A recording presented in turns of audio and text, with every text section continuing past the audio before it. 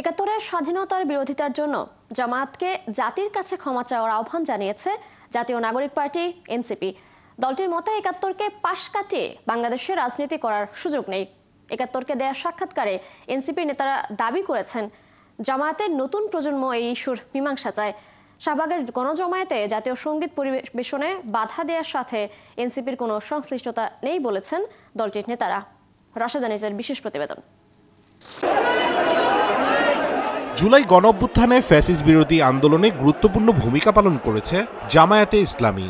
তবে আন্দোলন চলাকালীন সময়ে রাজপথে জামায়াতের একাত্তরকে পাশ কাটিয়ে নতুন বাংলাদেশ গড়ার বিষয়টি প্রত্যক্ষ করেন এনসিপির নেতারা। তাদের স্লোগানেও উঠে আসে একাত্তর বিরোধী অবস্থান। তাই ১৯৭১ সালের মুক্তিযুদ্ধে গণহত্যায় দলটিকে রাজনৈতিক অবস্থান জাতির সামনে স্পষ্ট করতে বলল এনসিপির নেতারা। মুক্তিযুদ্ধে যারা মুক্তিকামী মানুষের পক্ষ না নিয়ে পাকিস্তানের পক্ষ নিয়েছেন, স্বাধীনতা চাননি, তাদের জাতির কাছে ক্ষমা চেয়ে স্বাধীন দেশকে মেনেই রাজনীতি করার আহ্বান এনসিপির নেতাদের। জামায়াত ইসলামী একাত্তরকে পাশ কাটিয়ে নতুন একটি বাংলাদেশ সৃষ্টির কথা বলছেন এবং স্লোগানে বিভিন্ন জায়গায় মাঠে এসেছে এবং বিভিন্ন বক্তব্যের মধ্যে এসেছে।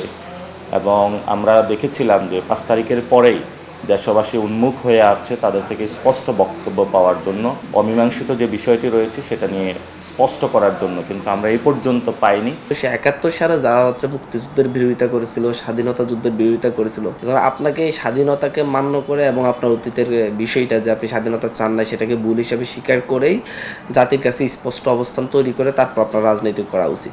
মুক্তিযুদ্ধের সময় যাদের বিতর্কিত অবস্থান ছিল কিংবা যাদের সহযোগীর ভূমিকা ছিল যারা গণহত্যায়, তাদেরকে অবশ্যই বাংলাদেশের জনগণের কাছে তাদের অবস্থান পরিষ্কার করতে হবে। ১৯৪৭ সালের ধারাবাহিকতায় ১৯৭১ এবং ১৯৭১-এর ধারাবাহিকতায় ২০২৪ এসেছে। তাই মুক্তিযুদ্ধকে অস্বীকার করার কোনো অবকাশ নেই বলে মনে করেন এনসিপির নেতারা। বিএনপি বহুদলীয় গণতন্ত্রের মাধ্যমে জামায়াত রাজনীতির সুযোগ পায়। তাদের নতুন প্রজন্ম একাত্তরের অমীমাংসিত ইস্যুর মীমাংসা চায়। তাই তাদের ইতিহাসে পেছনে ফিরে যাবার কোনো সুযোগ নেই বলেও মনে করছেন তারা। জামায়াত ইসলামী এই গণঅভ্যুত্থানে বড় একটি অংশগ্রহণ তাদের ছিল। তো তাদের কেউ যদি মন মানসিকতা নিয়ে সেই আগের পিছু যে হিস্ট্রি আছে বা ইতিহাস আছে সেটাতে ফিরে যায়, তাহলে এটা আসলে দেশের জন্য কোনো কল্যাণ বয়ে আনবে না। এই পরিস্থিতিতে এসে আমরা দেখেছিলাম তাদেরই একটি অংশ যারা তাদের ছাত্র সংগঠনের অনেকে বাংলাদেশ নামে একটি সংগঠন খুলেছেন, এবি পার্টি খুলেছেন। তো অনেকের মধ্যে এটা কমফোর্ট জোন ক্রিয়েট হচ্ছে না এবং আমরা দেখছি তাদের মধ্যে কোনো পরিবর্তনও নেই।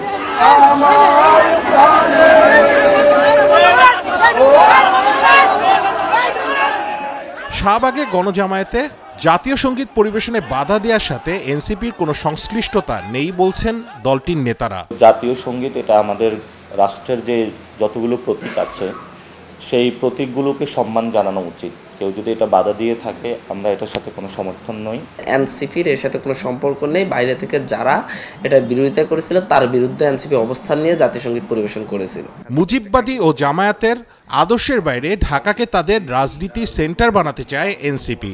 আমরা বরাবরই বলেছি বাংলাদেশে আসলে মুজিববাদী অথবা জামায়াত ইসলামীর যেই পলিটিক্যাল যে সিস্টেমে তারা করে থাকে এটা অনেক দেশে পরিবর্তন এসেছে। রাশেদ আনিস, একাত্তর, ঢাকা। আমরা দেখেছিলাম তাদেরই